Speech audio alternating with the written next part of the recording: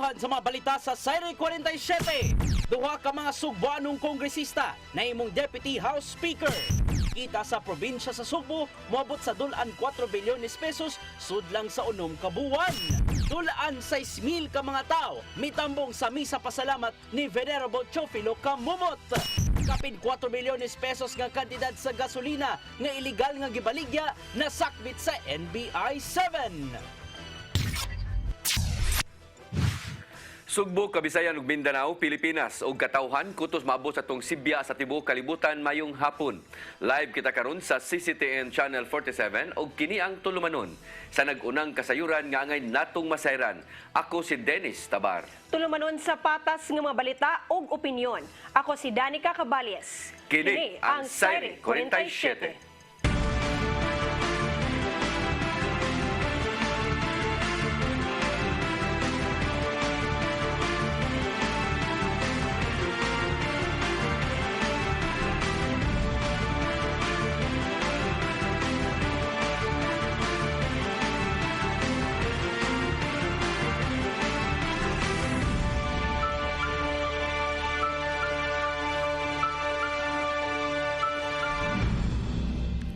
Karon sa kumpletong detalye sa atong mga balita, nanumpa na sa katungdanan ang duha ka mga Sugboanong kongresista isip mga Deputy Speaker sa 19th Congress. Parehong napilian sa mga kaubang kongresista, sila si Representative Duke Frasco sa ika-5 nga distrito o Representative Raymond Mendoza sa Trade Union Congress of the Philippines kung TUCP. Pareho silang nanumpa at tubangan ni House Speaker Martin Romualdez niadtong Miyerkules diha sa Kamara o gisaksihan kini sa ilang tasatagsa ka mga pamilya. Silang Deputy Speakers Frasco ug Mendoza mao ikaduha nga labing taas nga posisyon sa House of Representatives ug mahimo silang makaduma una sa Kamara kung adunay kakulian ang mismong House Speaker.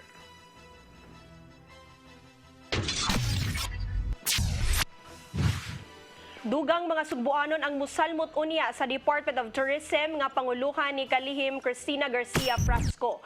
Ang kanhi Integrated Bar of the Philippines Cebu City President Attorney May Elaine Bathan gitudlo nga Undersecretary ug Chief of Staff sa maong departamento. Gawas ni Bathan ang kanhi konsehal sa Liluan nga si Ferdinand Kokoy Humapaw gitudlo usab nga Undersecretary.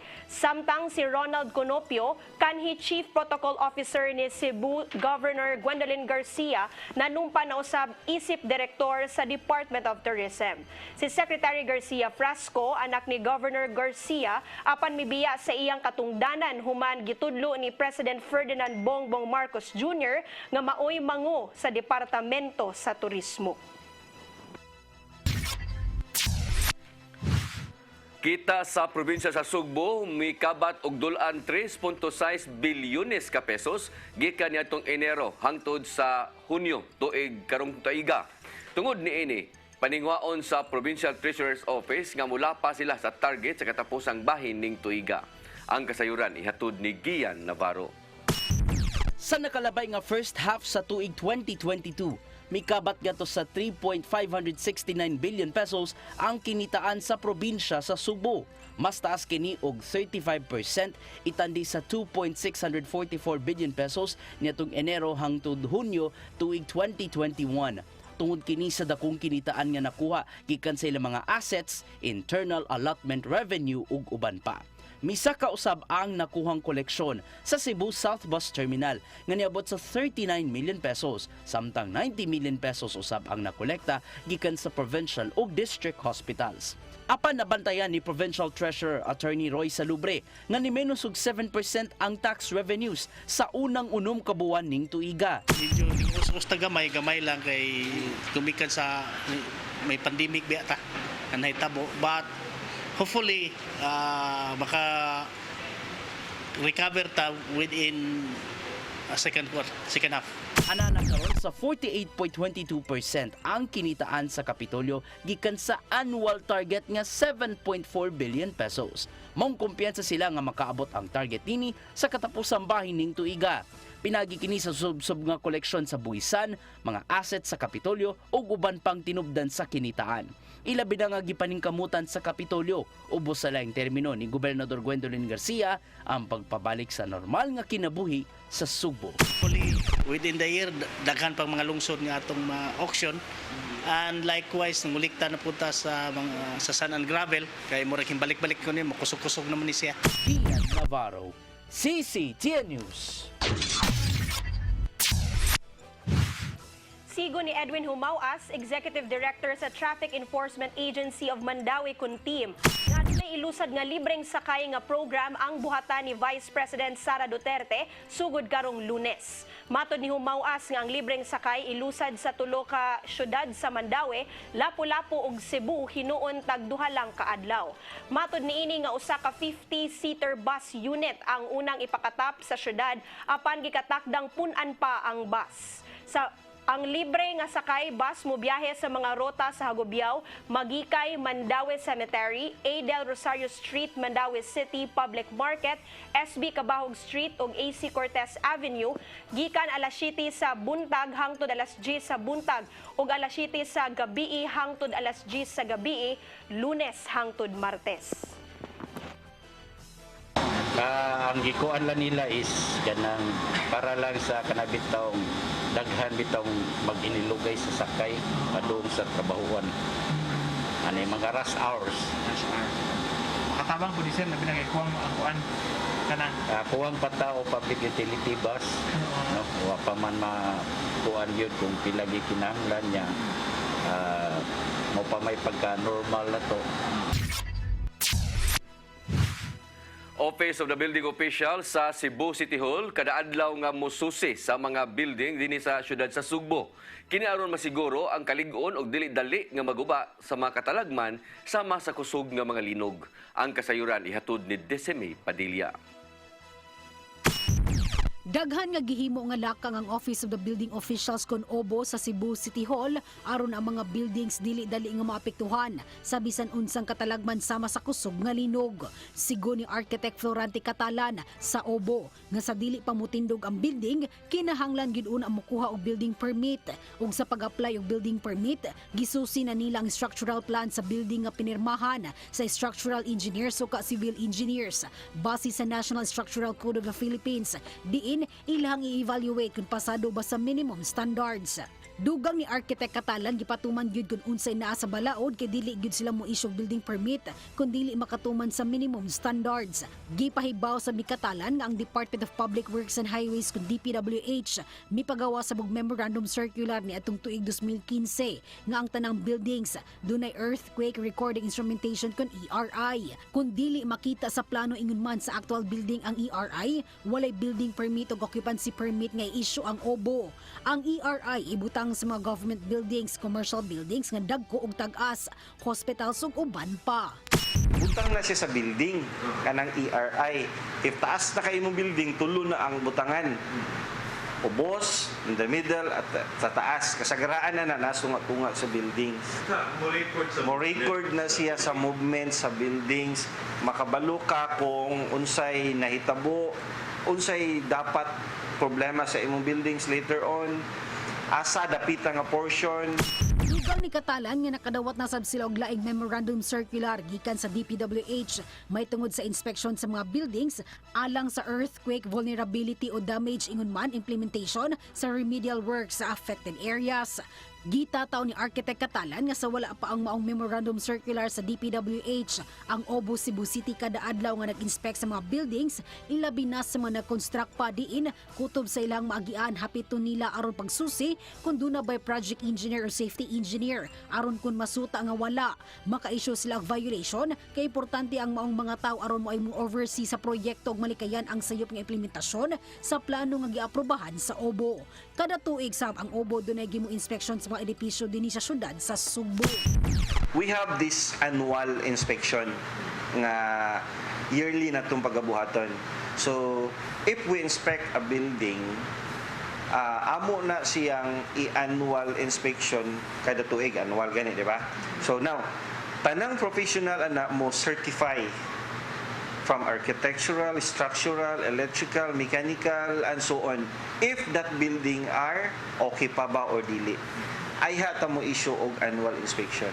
So kung may yung kamangutana ka, how safe, how, according to them, according sa ilang mga professional, safe pa ay na mga buildings.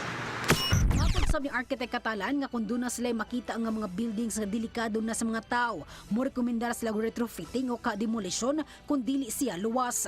Sa Cebu City, matod pa doon ay napulo ka mga buildings nga ilang girekomendar alang sa retrofitting, samtang 5 ang para sa demolisyon. Desme Padilla, CCTV News.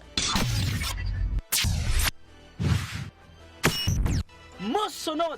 Dulan sa 6,000 ka mga tao, mitambong sa misa pasalamat ni Venerable Teofilo Camumot. Kana uguban pa mga balita sa pagbalik sa Serie 47.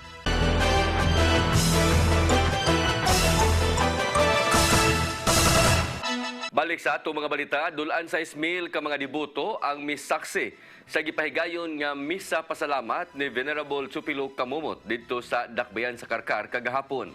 Panginaot sa kaparian ug mismong papanunsyo nga sundon usab ang mga Katoliko ang pagkamahigugmaon ug pagkamaghatagon sa Subuanong Arsobispo. Ang kasayuran ihatod ni Gian Navarro.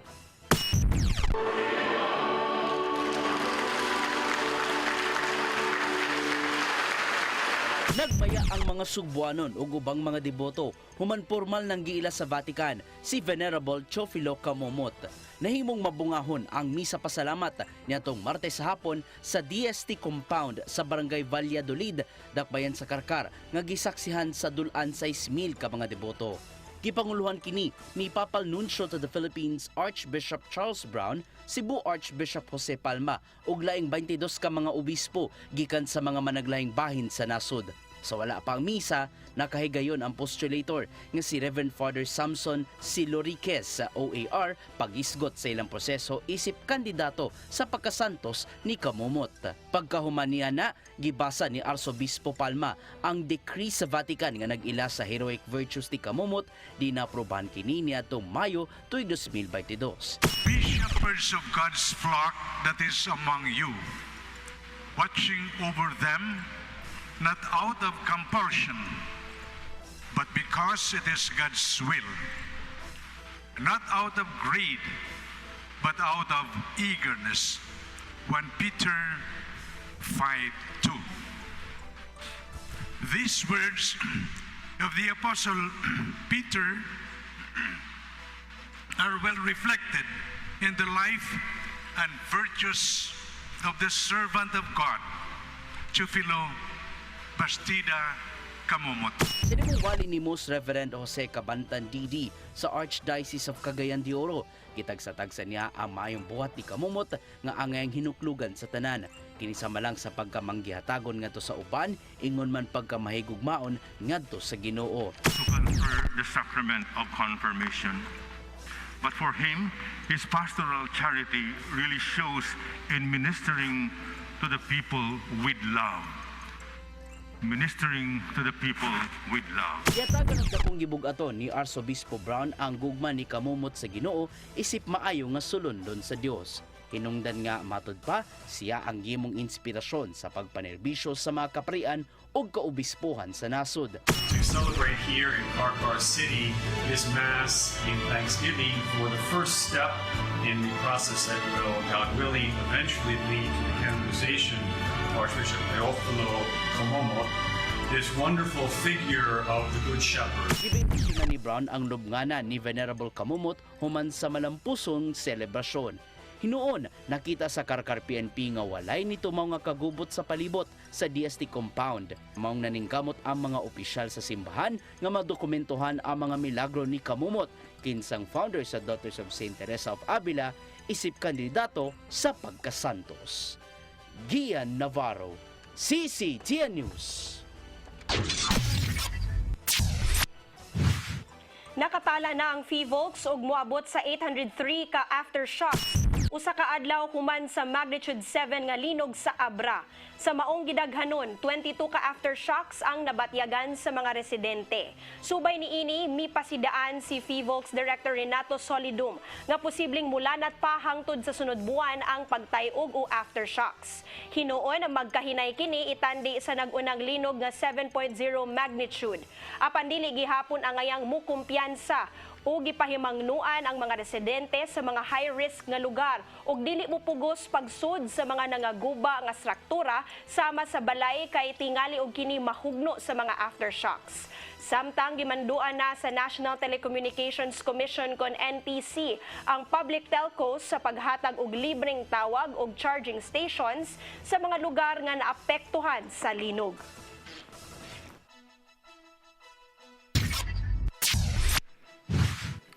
Cebu City Health Department nagsugod na og hatag og second booster shot alang sa mga 18 anyos ngadto na sa 49 anyos nga dunay mga sakit. Og 50 anyos ang panuigon pataas. Human makadawat og guidelines gikan sa Departamento sa Paglawas mahitungod niini. Ang kasayuran ihatod ni Desime Padilla. Sugod karong adlaw ang Cebu City Health Department mo-administer na og second booster shot sa mga individual nga nagedad og 18 anyos ngadto sa 49 anyos nga dunay comorbidities ingon man sa 50 anyos pataas. Kini human ang Department of Health kun DOH og Interagency Task Force kun IATF naghatag og guidelines labot ini nga nadawat sa Cebu City Health Department kagahapon. Sigon ni Dr. Jeffrey Ibones, pangulo sa Cebu City Health Department, nga gisugdan na nila kini karon sa ilang fixed vaccination sites sama sa Robinson's Galleria, Ayala Center Cebu, SM Seaside City Cebu, SM City Cebu. Gawas niini sa tuktok bakuna sab sa Cebu City Health Department, ilahasab kining giapil. Karon nagsugod na ta, so far wala pa may feedback kay maybe we have a meeting tonight tanaw na namo, but so far so good, may mga problema atong nakita pa, no. Si Dr. Ibones miasoy nga dili pagyud kayo daghan ang nagpa-second booster shot. Gani sa ilang datos napakini sa kapin usa ka libo sukad sa pagsugod nila sa miaging buwan. Hinuon malaumon si Ibones nga sa hinahinay musaka ng ihap niini. Hopefully, no, kay ang nahabilin na labagyod kato yung dili na ganahan magpabakuna biya. Musa sa nas mga challenges nga atong gikuha, no. Ang Cebu City Health Department daghan man tag mga gipanghimo para lang gyud makabakuna ta nila. Hopefully, with the help sa atong mga healthcare workers, ato silang mapasabot, ato silang makuan kung unsa ka mahinungdanon, and with the pronouncement of the President, I hope makigmata sila. Dugang sab ni Ibones, gipaningkamutan gyud nila nga sa first 100 days administrasyon ni Presidente Ferdinand Bongbong Marcos Jr., 90% sa mga senior citizens ang mabakunahan kontra COVID. Giangko ni Dr. Ibones ang mga nahibilin nga wala pa magpabakuna mao kini mga individual nga dili gyud gustong magpabakuna dinhi ang gihulagway nga dako kining hagit nila apan padayon nila kining awhagon og mapasabot sa kamahinungdanon sa bakuna. May tungod sab sa COVID-19 vaccines, si Dr. Ibones miasoy nga naay na-expire apan wala na kini mihatag og data kung pila ka buok kay ang DOH na matud pa ang nasayod niini kailhan naman kining gibalik didto. Desime Padilla, CCTN News. Mga residente sa Sitio Opra, Barangay Kalunasan, Syudad sa Sugbo, nagrally kaganihang buntag. Mireklamo ang mga residente tungod kay gikural ang dan ug wala na sila kaagian. Ang kasayuran ni hatod pagbalik ni Desime Padilla.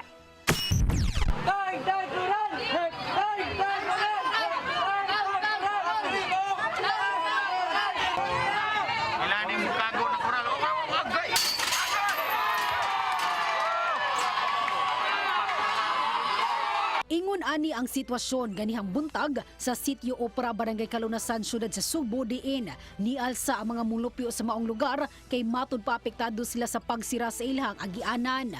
Gawas sa lihok protesta nga ilang gihimo, gisuwayan sab nila pagguba ang puthaw nga giali sa dalan.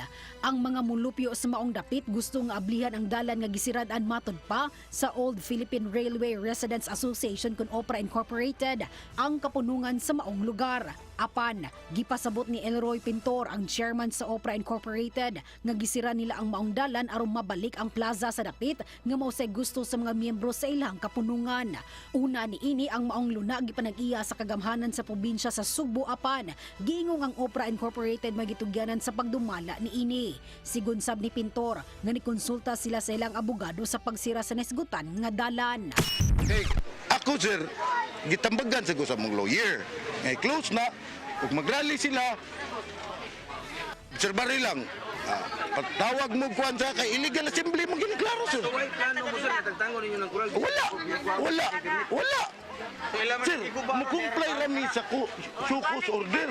Mukumplay ni og kaning apply sa permit. Inuwi na amat kapitan. Dunay mga pasangil nga matud pa ang mga tawo nga nagrally giingong gitapok ni Engineer Antonio Canoy, ang nangulo sa mga reklamante o gibayran, butang nga gihimakak ni Canoy. Pero ingon nga ni, ngibayran ko lang rally, ilan ng kausa, ilan ng kabubuton nga makagawa sila. So wala tong ingon nila nga tag 500 each, rally yes, yung gihata. Oy, anong hatag mo tawag ko nga ilam ng kausa.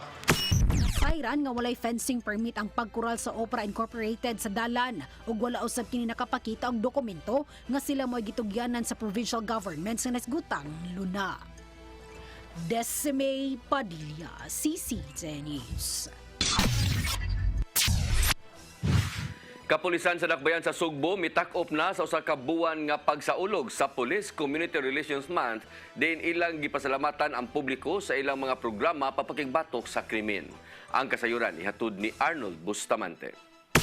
Sunod sa usa ka buwan gisaulog sa Kapulisan Tibok Nasod ang Police Community Relation din aduna sila mga programa nga nagsentro sa publiko ug sa mga stakeholders nga nakatabang sa kahusay kalinaw sa lokalidad. Ang tema karong tuig ang Officer Month mao ang ugnayang pulisya at komunidad tungo sa mapayapa, maayos at maunlad na pamayanan. Ganun nagbuntag ang Cebu City Police Office mitak-op na sa Officer Month celebration din ilang gipasidunggan ang pipila ka mga police personnel ug personalidad sa komunidad nga dakong natampo sa mga programa sa kapulisan. Mato ni Police Lieutenant Colonel Maria Teresa Magatangay, Information Officer sa Cebu City Police Office, nga kung walay abag sa publiko mamahimong inutil ang kapulisan sa lamang tinguha nga makabot ang kahusay ug kalinaw sa usa ka dapit. Kani gamay nga pamaagi nga paghatag og dungog sa ilaha ug unta pod maka-encourage pod sa atong uban nga community stakeholders na ang karimanggong peace and order nato nga programa, peace and order nato nga mga initiatives dili magmalampuson if walay support in whatever means gikan sa ato ang civilian stakeholders. Biyan ko ni makatangay nga dakong hagit kanila sa kapulisan ang paghatag sa seguridad sa publiko tungod sa kadako na sa populasyon sa syudad sa Sugbo. Matud niya nga ang ratio karon sa PNP nga usa ka pulis ngadto na sa 2,000 ka mga tawo tungod sa pagburot na sa populasyon sa Dakbayan kag kinahanglan abagan usab sila sa katawhan aron makabuot ang kamalinaon sa usa ka lugar.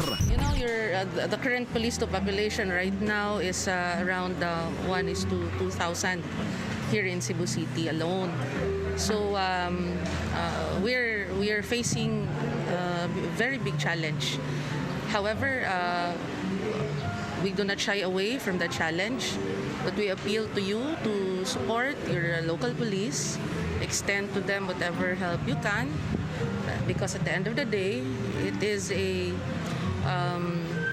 collective na pagbuhat, collective nga pag-atubang aning pag-maintain nato sa peace and order nga ri sa syudad sa Sugbo aron pod magpermanente ang pagsulod sa mga investors ug sa mga turista.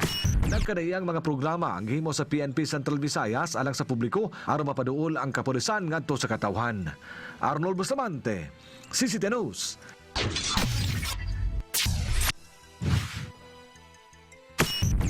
Masunod, kapin 4 milyones pesos nga kandidat sa gasolina nga iligal nga gibaligya nasakmit sa NBI 7. Kana og uban pa mga balita sa pagbalik sa Sayri 47.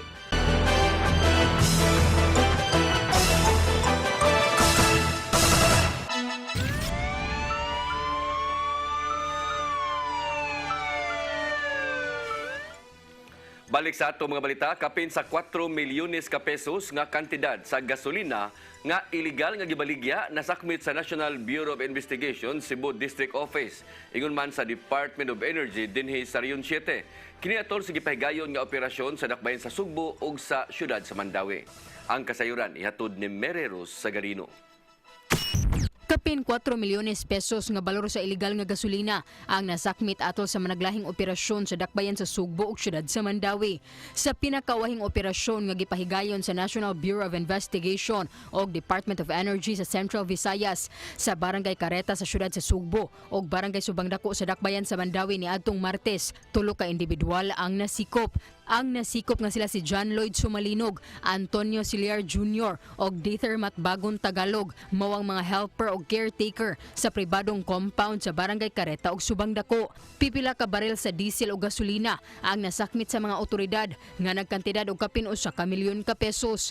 Matud sa NBI nga gibaligya ang produktong petrolyo nga walay permit gikan sa DOE. Mas barato usab ang baligya nila itandi sa gasoline stations. Gawas nga posibleng sinagulan og tubig nga makadaot sa sakyanan, dili usab luwas matud pa ang lugar nga gipangbutangan sa gasolina. Isa pa yung sa concern namin, kaya namin inaksyonan to kasi mostly doon sa mga na-operate namin ay situated sa mga residential area. So ito sa poses danger sa mga residente natin. Delikado pag nagkaroon ng sunog o explosion dahil mga combustible materials, petroleum products yung iniimbak nila doon sa lugar nila. Ang mga suspitsado nagkanayon nga dunalay mag-deliver nga multicab ngadto sa ilang lugar. Dapat ba nga multicab dapat na dito? Oo. Nga gipalit ra namo. Oo. Wala may gibalo ka ng asal lagikan, dapat ra sa mga multicab. Barato na palit ninyo? Sakto ra sa ang balit, pero dapat ra lagi na. Si Riofil Kababan o Gianian Pasaol, tag-iya sa iligal nga pagpamaligya sa gasolina sa duha ka barangay, ang padayon pang gipangita sa NBI. Si Agent in Charge Arnel Pura sa NBI Sebdo niingon nga ang ilang pagronda, gipahigayon human sila nakadawat og suwat gikan sa Visayas Unified Truckers Association Incorporated nga giingong pipila ka truck drivers ug truckers ang illegal nga nagdistribute sa produktong petrolyo. Gasoline station owners at saka itong complainants dahil siyempre hindi naman sila basta-basta bang makakapa-adjust sa ilang price sa freight cost so sila nag-absorb ng additional cost by way of increased increase sa fuel, no? So imagine mo yan, pabalik-balik yung truck nila tapos nababawasan na hindi naman nabibiyahe. Gawas ni ini, moabot usab sa kapin 3 milyones pesos ang balor sa produktong petrolyo o uban pang kagamitan nga nasakmit sa NBI ni atong Hulyo 11 sa Barangay Subang Dako sa Dakbayan sa Mandawi, diin unom ka individual ang nasikop. Hinuon matud ni Pura nga nakagawas na sa prisuhan ang maong mga individual, human nakapiyansa og tag 30,000 pesos. Mary Rose Sagarino, CCTN News. Patay ang usa ka lalaki nga nagmotorsiklo human malatay og truck sa Maydan Plaridel duol sa Kansaga Bay Bridge sa Barangay Paknaan sa syudad sa Mandawi kaganinang kadlawon. Ang kasayuran ni hatod pagbalik ni Mary Rose Sagarino. Patay diha-diha dayon ang usa ka lalaki nga nagmotorsiklo human malatay og truck sa Maydan Plaridel duol sa Kansaga Bay Bridge sa Barangay Paknaan sa syudad sa Mandawi kaganinang kadlawon. Ang biktima giilang nga si Teodoro Jr. Anam-Anam, 28 anyos, mulupyo sa Barangay Tayudlong, Sud sa Konsolasyon. Sa investigasyon sa Traffic Enforcement Unit sa Mandawi City Police Office, giingong ni overtake ang biktima sa nga bahin sa truck o aksidenteng nabanggaan ang plastic barrier. Ang duha ka sakyanan puros padung sa Konsolasyon. Ang nahitabo kanang nga portion nga dayon saka na gikonstruct ang DPWH kay guba ang karsada. Ang dapit sa may center lane nga nagkuha sa tunga-tunga. Nagsubay ning tanker dapit sa kilid. Ni overtake ang motor, nasangit sa mga baril sa gibutang sa sa bridge. Pagkasangit, diri nabunan sa likod siya sa kanang nalatayan ang biktima. Moinungdan sa iyang kamatayon gyud pero gidala pa sa ospital gideclare sa atong doktor o dead on arrival. Ang driver sa truck nga mao si Raul Firater, 42 anyos, minyo og taga Katarman sa Liloan niingon nga hinay ra ang iyang pagpadagan tungod puno ang truck og nakabantay na lang human nilagapak ang luyong bahin sa sakyanan. Nahibong na lang ko nga doon ay nilagapak sa ako ang likod. Di hunong ko ginan ako ang helper nga dong tana naog ako dong tanawa dong kung sa ato nalagapak. Paglingin ako na gasiga nga motor gasiga. Nidagan sa dito sa kuan sa atong sa motor nga tumba. Ngayon siya nga dong tao dong patay dong nga kuan nagkatag ng utok. No tong kuan hibong ko wala ko ma-expect nga kuan kay namo siya sa ligid sa kuan sa atras na igo. Matod sa traffic unit sa Mandawi City Police Office nga nagsabot na ang pamilya sa biktima o kumpanya sa driver sa truck. Gikatakdang mag-abot pagbalik ang duha ka kampo karong adlaw aron sa posibleng settlement. Sa kasamtangan, gihold una sa traffic unit sa MCPO ang driver ug ang truck. Mary Rose Sagarino, CCTN News. Kapulisan sa Dakbayan sa Sugbo hugot nga nagmonitor sa mga notadong tulisan human sa sunod-sunod nga tulis didto sa lalawigan sa Bohol ning buwan na lang nga matod sa kapulisan nga ang tulisan way luna dinhi sa Dakbayan sa Sugbo. Ang kasayuran ihatod ni Arnold Bustamante. Human sa sunod-sunod nga insidente sa pagpaduli sa probinsya sa Bohol, ang kapulisan sa siyudad sa Sugbo may pahugot pa sa ilahang intelligence monitoring may kalabutan sa mga grupo. Mato ni Police Lieutenant Colonel Maria Teresa Makatangay, Information Officer sa Cebu City Police Office, nga ilang ipalapdan ang ilahang pakigalayon sa publiko uban sa nakadiyang grupo nga kanunay nga muhatag kanilang impormasyon sa presensya sa mga kriminal. Usa silang gipangandaman ang posibleng pagtabok sa mga tulisan gikan sa probinsya sa Bohol, paingon sa siyudad sa Sugbo ug dinhi na usab mangigo sa mga dagkong patigayon. So apart sa deployment nato, ang atoang intelligence networks ato pod nga gipahugtan and kanig involve og various agencies, various nga mga volunteers who provides us with useful information aron nato kung dili madakpan ma-preempt nato ang ato nga mga hitabo no sa pagpangawat here in the city.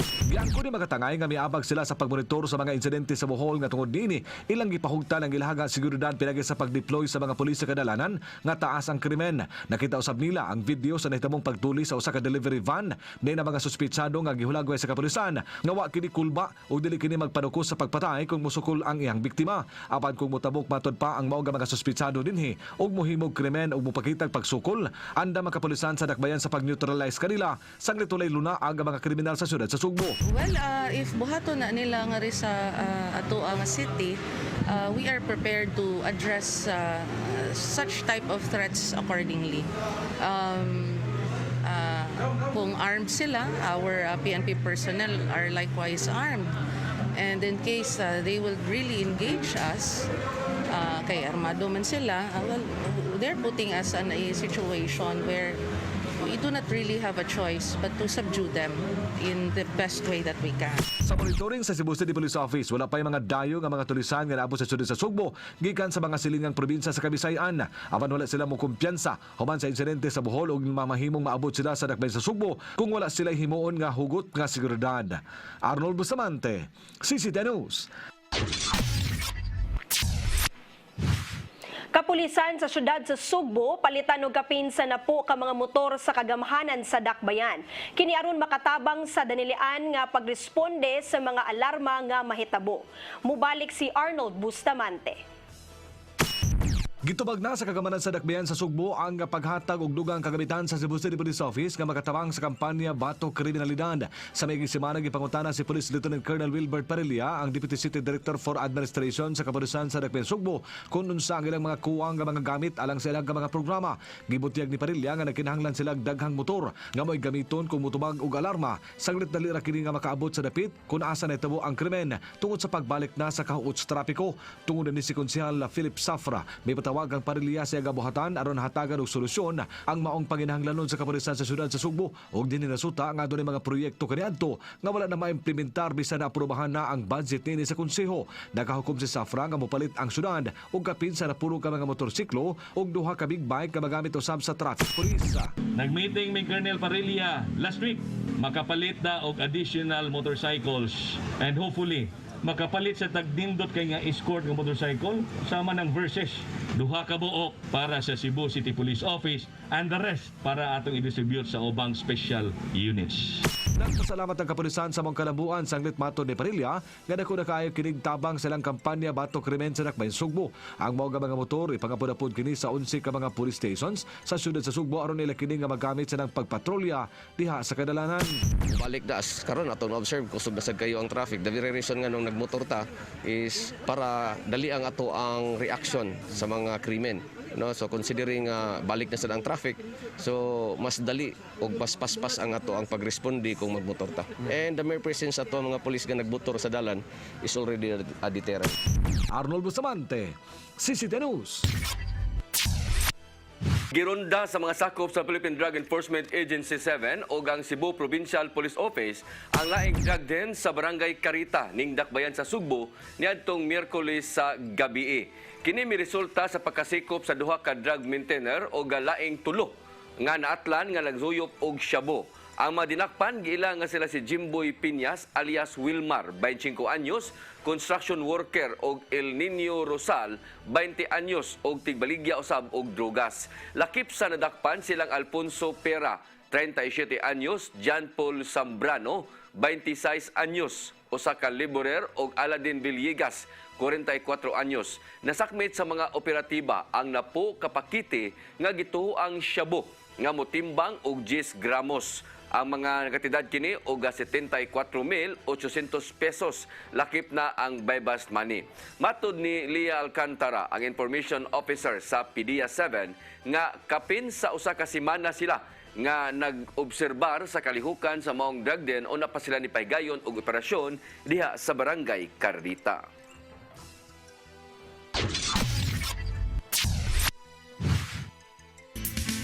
Lamdag, uban ni Tatay Dodong Limsua. Bisa na sa kita padulong. Pagkasugat yun kita og mga tao nga nagkinanglan sa tong tabang kaluoy. Tingalay kini mga pulong ni San Pablo nga iyang gisulti tina sa taga-Kulusas mutuhog usab diri kini kanato. Sa Kulusas 3:12 nagingon, kamo ang katawan sa Dios. Gigugma kamo kaniya o gipili aron maiya. Busa kinanglan nga maluluyon kamo, magmahigugmaon, magmapaubsanon o magpapailugon. O si San Pablo may puno sa pagayot pag-ingon, pag tinabagay o pag pinasayluay kamo. Kung doon na kami mulo, batok ang bisag kinsa kaninyo, sa atong pagpakita o kaluoy sa uban, kita nagpakita usab sa Ginoo nga mibubo sa tanan niyang grasya o kaluoy sa katawan. Atong hinumduman nga ang pagbati o kaluoy sa uban, magtukmod gyud kanato sa pagtabang kaniya sa iyang kalisdanan. Unsa kay may tabo sa kalimutan kung way mga tao nga makamaw maluloy. Mga igsoon, mao kini ang atong lamdag karong adlaw. Ang salamat. Shalom.